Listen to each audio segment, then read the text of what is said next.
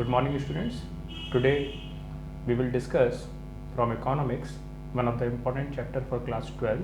This is government budget. So many comments we received from your side that your upcoming exams or upcoming syllabus is for government budget. So first of all, prepare for video for this government budget. So we are just discussing what government budget is and what are the components of this segment. Student, this time we need to discuss budget. Budget means financial plan, वित्तीय योजना कि कहाँ कहाँ से पैसे आएंगे और कहाँ कहाँ पैसे खर्च कर दिए जाएंगे. सो ये प्लान है फॉर द ईयर है कि इस ईयर में कहाँ कहाँ से पैसा आने को है और कहाँ कहाँ पर ये पैसा खर्च कर दिया जाएगा.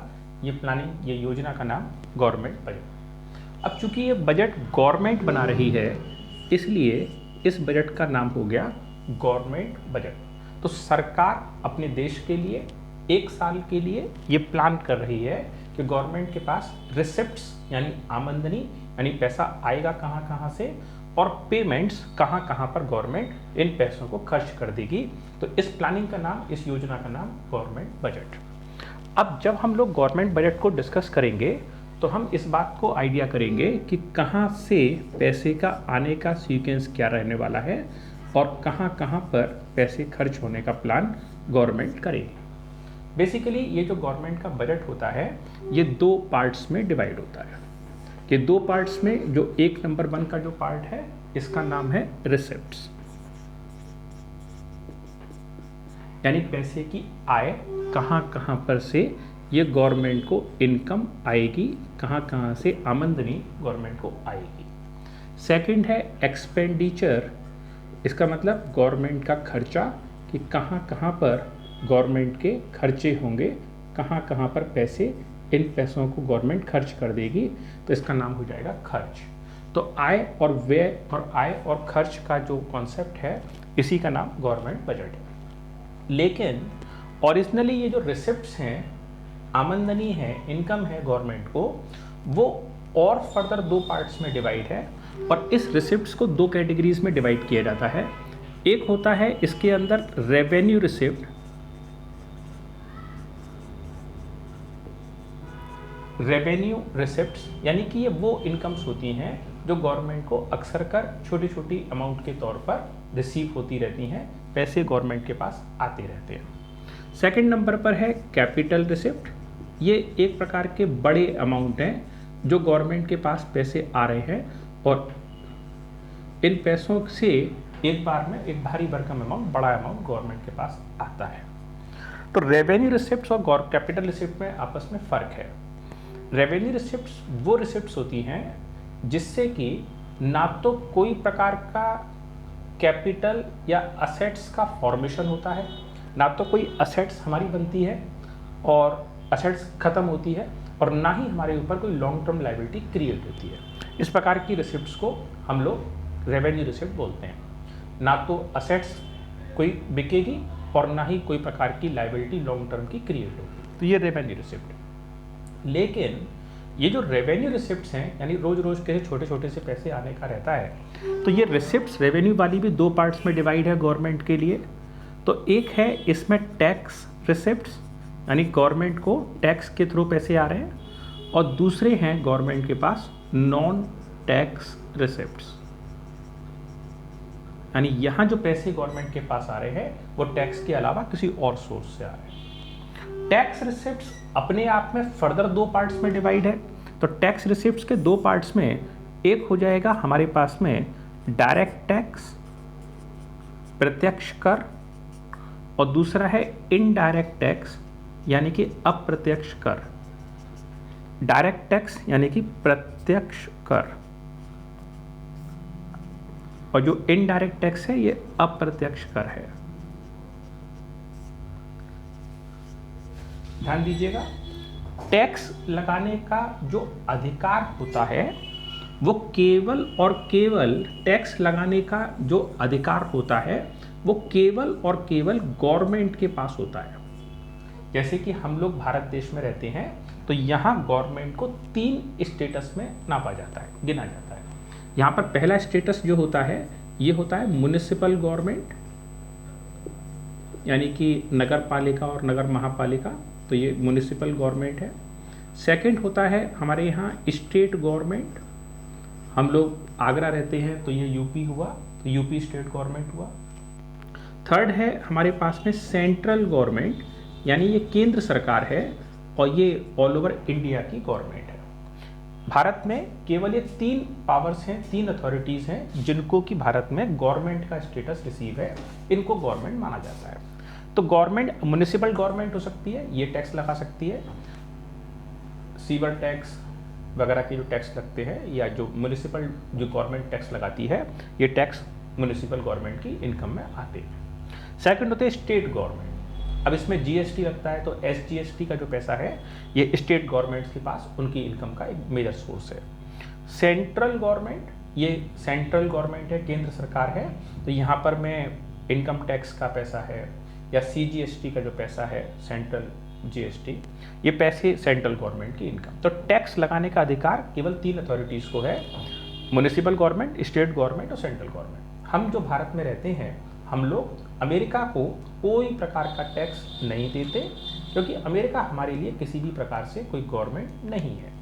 तो स्टूडेंट्स, अभी तक जो हमने बात समझा है उसमें ये जानकारी किया कि हमारे लोगों में यहाँ पर में जो हम टॉपिक आज पढ़ने वाले हैं, पूरा करने वाले हैं, इसका नाम है गवर्नमेंट बजट, यानी सरकार के लिए कम से कम 1 साल के लिए ये प्लान करना कि गवर्नमेंट के पास पैसे कहाँ कहाँ से आने वाले हैं और कहाँ कहाँ गवर्नमेंट का इन पैसों को खर्च करने का प्लान है।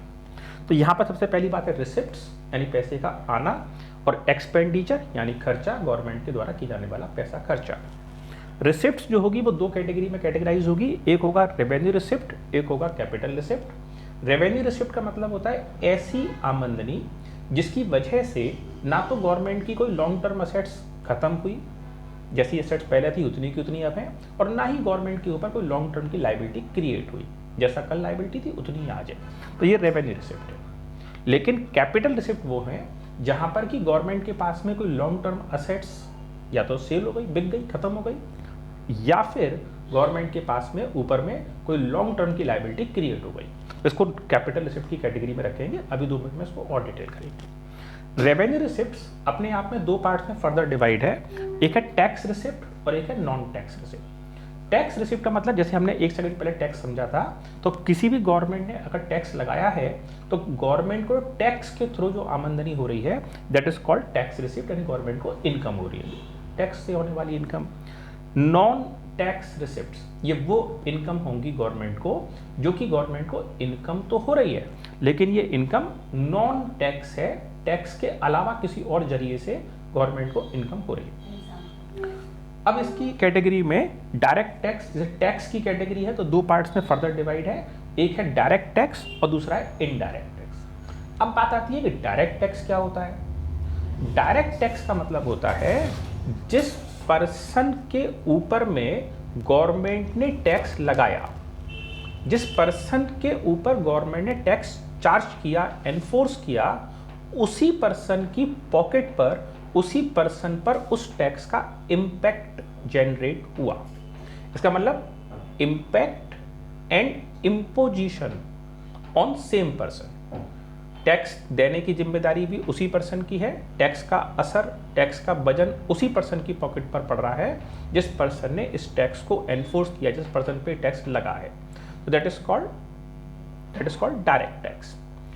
इनडायरेक्ट टैक्स का मतलब होता है कि टैक्स गवर्नमेंट ने लगाया किसी और पर है, पेमेंट भी कोई और कर रहा है, लेकिन वास्तविकता में उस टैक्स का जो असर है, पॉकेट पर जो असर आ रहा है, वो किसी और दूसरे पर्सन के ऊपर आ रहा है। जैसे मान लो गवर्नमेंट कहती है इनकम टैक्स, तो इनकम टैक्स क्या होता है कि भारत में एक कोई पर्सन, एग्जाम्पल के तौर पर मिस्टर हरि मोहन है, तो हरि मोहन ने सपोज 15 लाख रुपए की कमाई 1 साल में करी, तो भारत सरकार कह रही है कि ठीक है भाई, तुमने 15 लाख की कमाई करी, इनकम करी, तुम इनकम के ऊपर टैक्स दो। तो हरि मोहन से गवर्नमेंट ने टैक्स लगा दिया और हरि मोहन ने 3 लाख रुपए टैक्स में जमा कर दिए, अलग अलग कैलकुलेशन के बिहाफ पर टैक्स आ जाए। तो यहाँ पर गवर्नमेंट ने हरि मोहन से टैक्स मांगा, हरि मोहन पर टैक्स लगाया गया और हरि मोहन की पॉकेट से टैक्स का पेमेंट भी हुआ और इसका असर हरि मोहन के ऊपर ही पड़ा। तो ये प्रकार की इनकम, एक प्रकार का टैक्स डायरेक्ट टैक्स है, क्योंकि जिस व्यक्ति पे टैक्स लगाया गया था उसी व्यक्ति की तरफ से टैक्स पेमेंट हुआ और उसी व्यक्ति की पॉकेट पर, उसी व्यक्ति की इनकम पर इसका असर पड़ा। दूसरे प्रकार का टैक्स जो होता है ये होता है इनडायरेक्ट टैक्स, यानी कि अप्रत्यक्ष कर, ये वाला। अब जैसे हम डायरेक्ट टैक्स की बात किए थे तो एग्जाम्पल के नाम पर डायरेक्ट टैक्स का एग्जाम्पल बन गया इनकम टैक्स। तो इनकम टैक्स जो है ये अपने आप में डायरेक्ट टैक्स की कैटेगरी। अप्रत्यक्ष कर यानी कि इनडायरेक्ट टैक्स, इसका मतलब ये है कि टैक्स गवर्नमेंट ने किसी और पर लगाया, जिस पर टैक्स लगाया उसने टैक्स का पेमेंट किया, लेकिन उस पर्सन की पॉकेट पर, उस पर्सन के ऊपर उस टैक्स का कोई असर नहीं पड़ा। उसने वो टैक्स वाला जो पैसा था वो किसी तीसरे पर्सन से चार्ज कर लिया। जैसे मान लो गवर्नमेंट ने ये कहा कि अगर कोई व्यक्ति ये तरीके का पेन खरीदता बेचता है तो इस पेन के खरीदने बेचने पे टैक्स लगेगा। तो मैन्युफैक्चरर के ऊपर गवर्नमेंट ने टैक्स लगा दिया। मैन्युफैक्चरर ने सामान जब होलसेलर को बेचा तो बोला भाई ऐसा करो कि इसकी पेन की कीमत 20 रुपये, तो तुम मुझे पेन की कीमत दे दो और 3 रुपये का तुम मुझे टैक्स दे दो, सपोज रेट अकॉर्डिंग। अब जो बायर है उन्होंने वो सामान 23 यानी 20 + 3 रुपीज़ की पेमेंट पे खरीद लिया। अब बायर ने आगे वाले पर्सन रिटेलर को सामान बेचा, होलसेलर ने, तो वो कह रहा है कि साहब ऐसा 25 रुपीज़ का पेन है और प्लस 25 के अकॉर्डिंग जो टैक्स बनता है वो तुम मुझे दे दो। तब पर्सन के ऊपर जो टैक्स लगा था वो उसने आगे वाले पर्सन से वसूल लिया। रिटेलर ने ये सामान जब बायर को, एक्चुअल कंज्यूमर को सेल आउट किया तो उन्होंने उस सामान की वैल्यू 30 रुपये अपना प्रॉफिट लगा करके वो कस्टमर से ले लिया पैसा और प्लस टैक्स का पैसा अलग से और ले लिया। तो यहाँ क्या हुआ कि टैक्स जो लगा था वो ओरिजिनली लगा था फर्स्ट वाले पर्सन के ऊपर में, लेकिन वो टैक्स का बर्डन शिफ्ट हो गया और दूसरे लोगों पर इस टैक्स का पेमेंट चला गया। इस प्रकार के टैक्स का नाम है इनडायरेक्ट टैक्स। तो इनडायरेक्ट टैक्स की कैटेगरी में नाम आता है जैसे इसमें जीएसटी। तो इसमें जो टैक्स है ये गुड्स एंड सर्विस टैक्स है, जीएसटी का टैक्स है, और ये इनडायरेक्ट टैक्स की कैटेगरी में आता है। तो स्टूडेंट अभी तक जो हम बात किए हैं वो ये किए कि यहाँ पर है रिसिप्ट्स यानी कि इनकम यानी कि आय। ये दो प्रकार से कैटेगराइज, एक रिसिप्ट्स रेवेन्यू यानी रोज रोज की सी इनकम, लेकिन आपको रोज रोज की सी इनकम पेपर में नहीं लिखना है, आपको वहाँ लिखना है neither assets reduce nor capital liability और नॉर लाइबिलिटी क्रिएट, यानी कोई प्रकार की असेट्स संपत्ति कम नहीं हो रही और कोई प्रकार की लाइबिलिटी क्रिएट नहीं हो रही, जिम्मेदारी क्रिएट नहीं हो रही। अब यहाँ पर जो रेवेन्यू रिसिप्ट है वो दो पार्ट्स में डिवाइड है, एक है टैक्स रिसिप्ट और एक है non tax receipt. Tax receipt को हमने दो पार्ट्स में कैटेगराइज किया, एक था डायरेक्ट टैक्स और एक है indirect tax.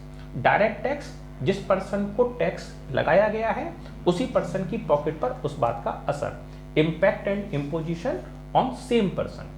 And indirect tax impact and imposition on different persons. तो ये तो बात हुई इनडायरेक्ट टैक्स की।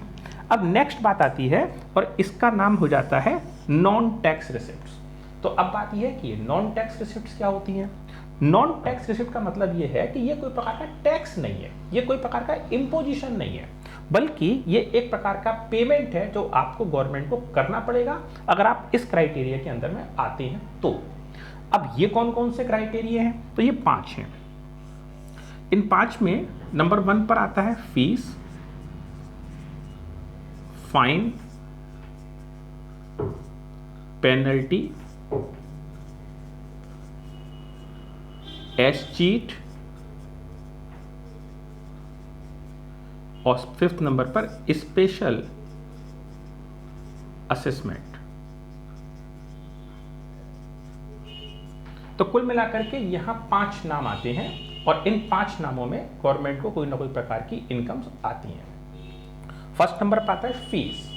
ये सब नॉन टैक्स रिसिप्ट्स हैं, मतलब ये कि अगर आप गवर्नमेंट की इन कंडीशंस के अकॉर्डिंग इनको फॉलो करते हैं तो आपको टैक्स देना है, और अगर आप इनको फॉलो नहीं करते हैं तो आपके ऊपर इसका बर्डन नहीं है। फीस जैसे मान लो गवर्नमेंट ने ट्रेन चलाई स्टेशन ए से स्टेशन बी के बीच में, तो जो पैसेंजर्स, जो यूजर्स, जो सर्विस यूजर्स उस फैसिलिटी को अवेल करेंगे वही लोगों को गवर्नमेंट का फीस पेमेंट करना है, वही लोगों को गवर्नमेंट का ट्रेन का टिकट परचेज करना है, उन्हीं के पास ये पैसा उनकी तरफ से गवर्नमेंट को चला जाएगा। तो ये तो हो गया गवर्नमेंट की तरफ से फीस। सपोज कुछ बच्चे गवर्नमेंट के सरकारी स्कूल में पढ़ते हैं और गवर्नमेंट ने स्कूल में पढ़ने की फीस लगाई है, तो जो फीस का पेमेंट होगा वो गवर्नमेंट के पास इनकम के तौर पे चला जाएगा। तो ये कोई प्रकार का टैक्स नहीं है, बल्कि ये नॉन टैक्स है। इसका मतलब कोई एनफोर्समेंट नहीं है, कंपलसरी नहीं है। आप पेमेंट अगर इन सर्विसेज को यूज करेंगे तो आपको फीस देनी है, अगर आप इन सर्विस को यूज नहीं करोगे तो आपको उसका पेमेंट नहीं करना, फीस। सेकेंड है फाइन। गवर्नमेंट ने कुछ रूल्स बना दिए, जैसे गवर्नमेंट ने कहा कि आप 2 व्हीलर पे चलेंगे तो आपको हेलमेट पहनना पड़ेगा, अगर आप 4 व्हील में चलेंगे तो आप सीट बेल्ट लगा करके चलेंगे। तो गवर्नमेंट ने बहुत सारे रूल्स बनाए हैं अलग अलग जगह पर, ताकि पब्लिक और पूरा देश कन्वीनियंट मैनर में वर्क कर सके, किसी को भी इनकन्वीनियंस ना बने। तो अब कुछ लोगों ने हेलमेट नहीं पहना 2 व्हीलर चलाने पर, तो ऐसी स्थिति में जब 2 व्हीलर पे हेलमेट नहीं पहना तो गवर्नमेंट ने उनके ऊपर फाइन लगा दिया, गवर्नमेंट ने उनके ऊपर चार्ज लगा दिया कि आपको ये पेमेंट करना पड़ेगा, आपको ये हेलमेट का पहनना पड़ेगा, और आपने हेलमेट नहीं पहना है तो 300 रुपये का फाइन आप दीजिए। तो ये तो हो गया फाइन, मतलब रूल्स ब्रेक करने के अगेंस्ट अगर आपको कुछ पेमेंट करना पड़ गया तो इसका नाम हो गया फाइन। अब गवर्नमेंट ने यह कहा कि जो फाइन का जो अमाउंट है ये आपको अगले महीने की 15 तारीख तक जमा कर देना है। जब गवर्नमेंट कोई फाइन लगाती है तो कुछ समय दे देती है कि इतने समय तक आप इसको डिपॉजिट कर दीजिए। अब फाइन लग गया, पर्सन ने उस फाइन का जो पेमेंट था वो टाइम से नहीं किया, और पर्सन ने उस फाइन का जो पेमेंट था उसको डिले कर दिया। 15 तारीख को पेमेंट करना था तो 15 तारीख तक उन्होंने पेमेंट नहीं किया, तो अब वो लेट हो गया। तो गवर्नमेंट ने इस मैटर पे पेनल्टी और लगा दी कि साहब आपने टाइम से पेमेंट नहीं किया तो आपके ऊपर पेनल्टी लगेगी, क्योंकि आपने पेमेंट को, फाइन को लेट टाइम पेमेंट कर रहे हो। This is called penalty. ये भी तो गवर्नमेंट की इनकम होगी। फीस के पैसे आएंगे तो गवर्नमेंट की जेब में चले जाएंगे, अगर फाइन के पैसे होंगे तो भी ये गवर्नमेंट के पास पहुंचेंगे, और अगर ये पैसे पेनल्टी वाले होंगे तो ये भी गवर्नमेंट के पास पहुंचेंगे। अब आता है एस-चीट। ये भी गवर्नमेंट को इनकम होती है, गवर्नमेंट को हो जाने वाली इनकम की कैटेगरी में ये भी आता है। अब ये एस-चीट क्या होता है? अगर कोई प्रॉपर्टी या कोई असेट्स जिसका कि कोई ओनर नहीं है, कोई क्लेमेंट नहीं है, कोई व्यक्ति ये नहीं कह रहा पूरे हिंदुस्तान में आकर के कि ये वाली प्रॉपर्टी मेरी है, और उसका कोई वारिस नहीं आ रहा सामने के लिए, तो गवर्नमेंट उसका प्रॉपर कानूनी कार्रवाई पूरी करके उस प्रॉपर्टी को, उस चीज को अपने चार्ज में इकट्ठा कर लेगी, अपने पास ले लेगी। इसका नाम हो जाएगा एस-चीट। यानी इसका मतलब यह हुआ कि इस संपत्ति का कोई वारिस, कोई क्लेमेंट नहीं है, तो यह संपत्ति अब गवर्नमेंट की है। जैसे कहीं किसी शहर में एक कोई कॉलोनी बनी, तो कहीं शहर में कोई एक कॉलोनी बनी, तो कॉलोनी में एक एक करके लोग प्लॉट खरीदते गए, और कॉलोनी के लोकेलिटी में आकर के लोगों ने अपने अपने घर बनाना चालू किया, और उसमें आकर के एक एक करके रहने भी लग गए। तो एक प्लॉट नंबर 17 सेल आउट हो गया, बन गया, 18 भी सेल आउट हो गया, वो भी बन गया, 19, 20, 21 नंबर के प्लॉट पर कोई भी नहीं आया, जबकि 22, 23, 24 लगभग सारे के सारे प्लॉट्स 1 बाय 1 एक एक करके धीरे धीरे करके बिकते गए, बनते गए, लोग आते भी गए, रहते भी गए, डेवलपमेंट होता गया। जब से भी उस कॉलोनी के लोग आए और रहे, उन्हें कभी भी ये प्लॉट नंबर 21 पर कोई ओनर कभी नहीं मिला, और कभी भी कोई ऐसा व्यक्ति उन्होंने नहीं देखा जिसने आकर के ये कहा हो कि ये प्लॉट मेरा है। अब थोड़े दिनों बाद क्या हुआ कि उस कॉलोनी के लोगों ने, वहाँ आसपास के लोगों ने उस प्लॉट पर कूड़ा डालना चालू कर दिया। कुछ लोग शाम को आकर के उस प्लॉट में इकट्ठा होकर के शराब पीने लग गए। तो ऐसा होने से वहाँ का एनवायरनमेंट खराब होने लग गया। कॉलोनी के लोगों ने एक एप्लीकेशन डाल दिया पुलिस स्टेशन में कि भाई हमारी ये रेजिडेंशियल कॉलोनी है, बाहर के फालतू लोग आकर के यहाँ उधम दंगा करते हैं, गंदगी फैलाते हैं, इससे हमारे लोगों को परेशानी होती है, आप इसमें एक्शन लीजिए। तो गवर्नमेंट जो है अपने रिकॉर्ड्स के थ्रू ये पता करवाएगा पुलिस डिपार्टमेंट कि आखिरकार ये प्लॉट किन का है, और जिस किसी पर्सन को होगा उसको कॉन्टेक्ट करेगा।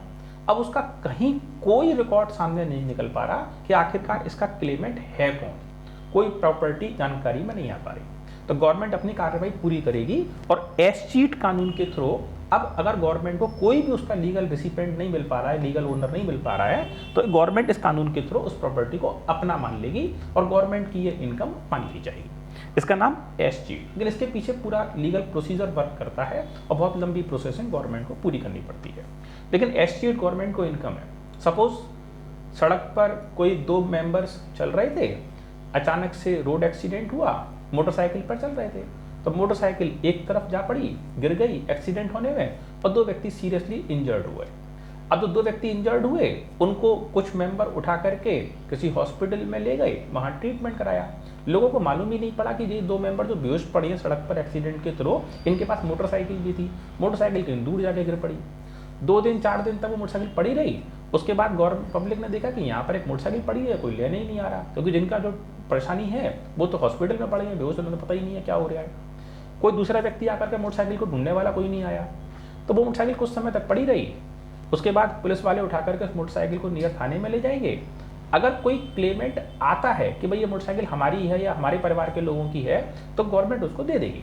लेकिन अगर कोई क्लेमेंट आता ही नहीं है, तो अल्टीमेटली वो प्रॉपर्टी या वो मोटरसाइकिल एसजीट कानून के थ्रू सरकारी मोटरसाइकिल मान ली जाएगी, क्योंकि उसका कोई क्लेमेंट आ नहीं रहा। तो यहाँ पर नॉन टैक्स रिसिप्ट्स हैं, गवर्नमेंट को होने वाली इनकम्स हैं, अलग अलग मोड में हो सकती हैं। एक है फीस, फाइन, पेनल्टी। फीस का मतलब आपने गवर्नमेंट की सर्विस अवेल करी, आपको पेमेंट देना पड़ेगा। फाइन, अगर आपने गवर्नमेंट का रूल ब्रेक किया तो आपको पेमेंट देना पड़ेगा। आपको जो गवर्नमेंट का पेमेंट टाइम से करना है वो आप टाइम से करोगे तो आपके पास बढ़िया, और टाइम से डिले कर दोगे तो पेनल्टी और देनी पड़ेगी। नेक्स्ट है एसजीट। गवर्नमेंट के लिए अगर कोई प्रॉपर्टी का कोई लीगल रजिस्टर्ड ओनर सामने नहीं आ रहा है, तो गवर्नमेंट उस प्रॉपर्टी को एसजीट कानून के थ्रू अपना खुद का प्रॉपर्टी मान लेगी। नेक्स्ट है स्पेशल असेसमेंट। इसका मतलब ये है कि अगर किसी एरिया में, किसी इलाके में, किसी पर्टिकुलर क्षेत्र में गवर्नमेंट ने कोई विशेष खर्चा किया है और उस खर्चा करने की वजह से वहां रहने वाले लोगों की इनकम बढ़ गई, लोगों की असेट्स की वैल्यू बढ़ गई, लोगों की इनकम्स बढ़ गई, तो ऐसी कंडीशन में गवर्नमेंट इनके ऊपर में स्पेशल असेसमेंट टैक्स लगा देती है कि आपको एक विशेष लाभ मिला है क्योंकि आपके एरिया में ये फैसिलिटी गवर्नमेंट ने डेवलप करी है। तो this is called special assessment. तो स्पेशल असेसमेंट का मतलब ये है कि जैसे ये वाली एक कोई सड़क थी और इस सड़क के सहारे यहाँ पर से एक ये पार्क था और इस पार्क के किनारे यहाँ से एक सड़क ऐसे थी पार्क में जाने आने के दरवाजे के एंट्री के लिए, और इस सड़क के बाद यहाँ पर में कुछ दूसरे घर बने हुए थे और लोग बाग इन घरों के अंदर में रहते करते थे। तो ये हाउस नंबर 1, 2, 3, 4, 5, 6, 7, 8 ऐसे करके बहुत सारे हाउसेस इस तरफ में थे। अब गवर्नमेंट ने इस वाले शहर के अंदर में, इस वाले एरिया के अंदर में मेट्रो ट्रेन चलानी थी। मेट्रो, तो इस एरिया की पब्लिक को मेट्रो ट्रेन की फैसिलिटी चाहिए थी, लेकिन गवर्नमेंट को ऐसी कोई जगह नहीं मिल पा रही थी जहां पर गवर्नमेंट मेट्रो का स्टेशन बना सके या ट्रेन को वहां रोका जा सके, पब्लिक आ जा सके, चढ़ सके, उतर सके। तो इसके लिए गवर्नमेंट ने एक काम किया कि गवर्नमेंट का जो पार्क था ये वाला, इस पार्क की जमीन को ठीक समझते हुए गवर्नमेंट ने वापस से एक्वायर कर लिया और इस जगह को मेट्रो का स्टेशन बना दिया। अब पार्क के सहारे सहारे जो किनारे किनारे चारों तरफ मकान थे, 3 तरफ मकान थे, इन मकानों की कीमत पहले थी मान लीजिए 50,000 रुपये गज। अब आगे इनमें मेट्रो का ट्रेन स्टेशन बन गया तो बहुत वैल्यू हो गई इन मकानों की। इन मकानों की कीमत पहुंच गई 3 लाख रुपए गज की जमीन की रेट पहुंच गई। तो खर्चा तो किया इस एरिया में गवर्नमेंट ने और बेनिफिट हो गया वहां पे रहने वाले पब्लिक मेंबर का।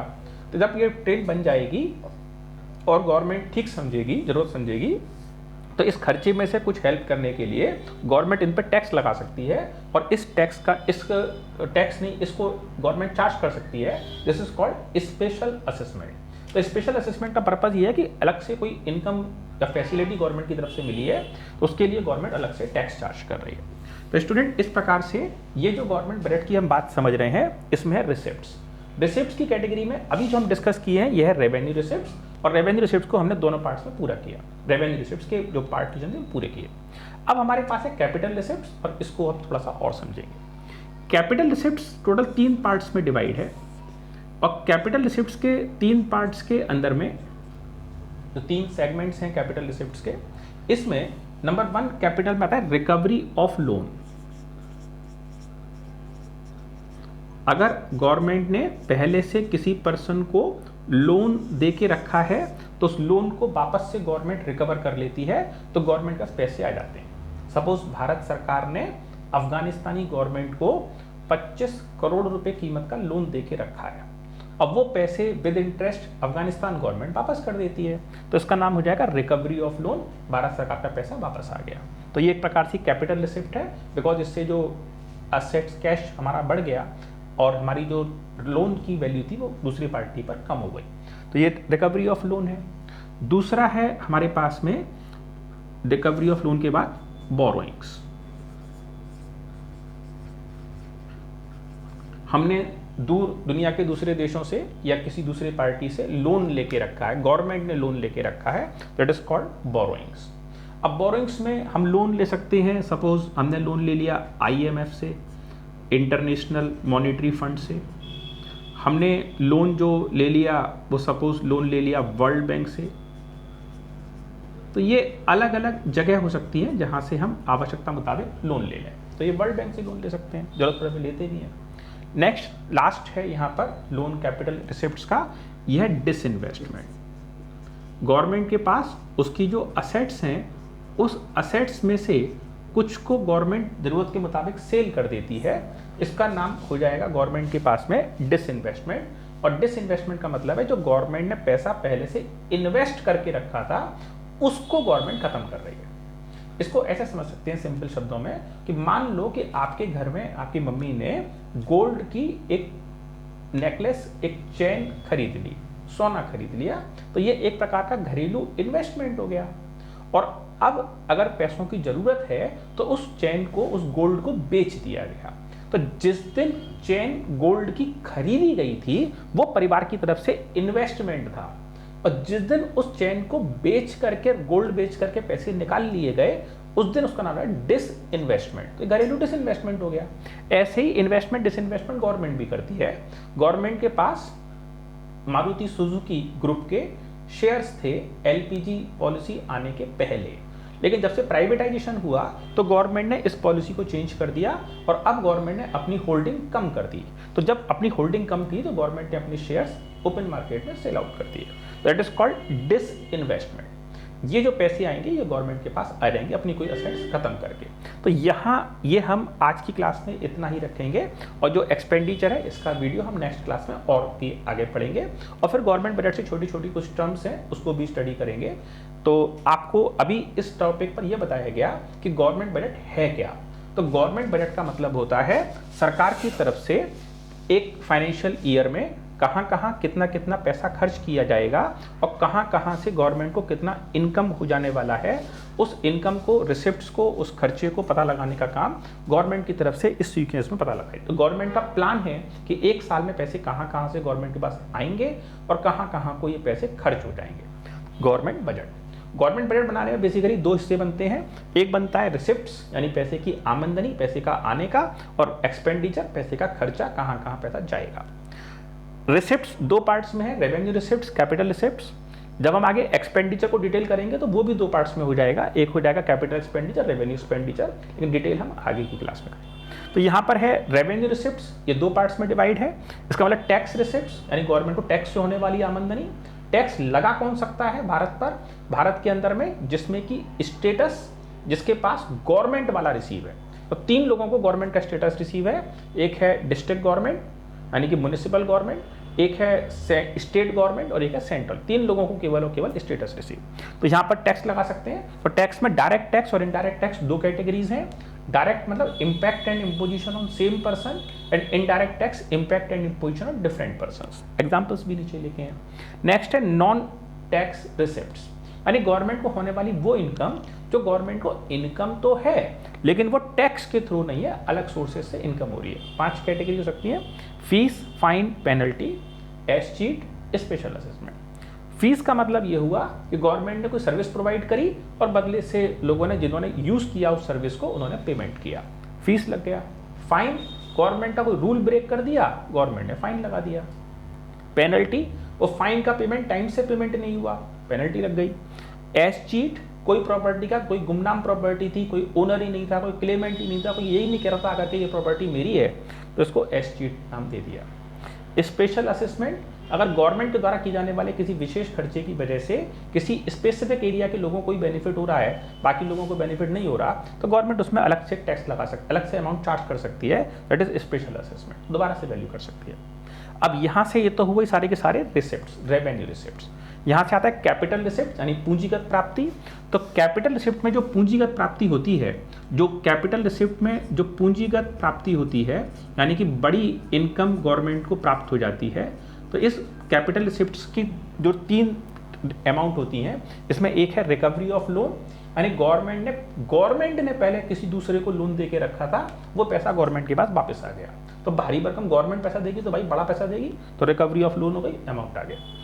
बोरोइंग्स, गवर्नमेंट ने नई कोई बोरोइंग कर ली, नया कोई लोन ले लिया, वर्ल्ड बैंक से ले लिया, IMF से ले लिया, और बहुत सारे इंस्टीट्यूशन WTO वगैरह हैं, इनसे भी जरूरत के मुताबिक बोरोइंग्स होती रहती है, तो इसमें भी ट्रांजेक्शन्स होते हैं, तो ये बोरोइंग का मैटर है और इसमें भी गवर्नमेंट लोन ले सकती है या पैसा आता जाता है। नेक्स्ट है डिसइन्वेस्टमेंट, समझाया गया कि अगर गवर्नमेंट अपनी कोई प्रॉपर्टी डिस्पोज कर दी, अपनी एसेट सेल आउट कर दी, तो उससे जो पैसा निकल के आ गया, that is disinvestment. So students, thank you for vision and for seeing this video. Important thing is this, that we will continue that next part of this component expenditure details and then government compositions. So we will discuss in next video. So it is very important again, and you should take care that whenever the next video comes, you should see and check immediately the next video definitely.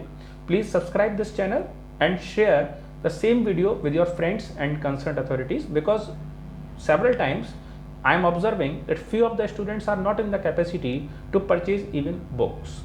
So for those students those does not have capacity books or are not afford the tuition fees, they may get the free of cost benefit, and they just subscribe this channel and go to continuously watching of this channel so that they will be benefited. If you are in doubt or any other topic you are feeling discomfortable, then please inform me by chatting and inform me that so that we may prepare new videos and it will be helpful to you definitely.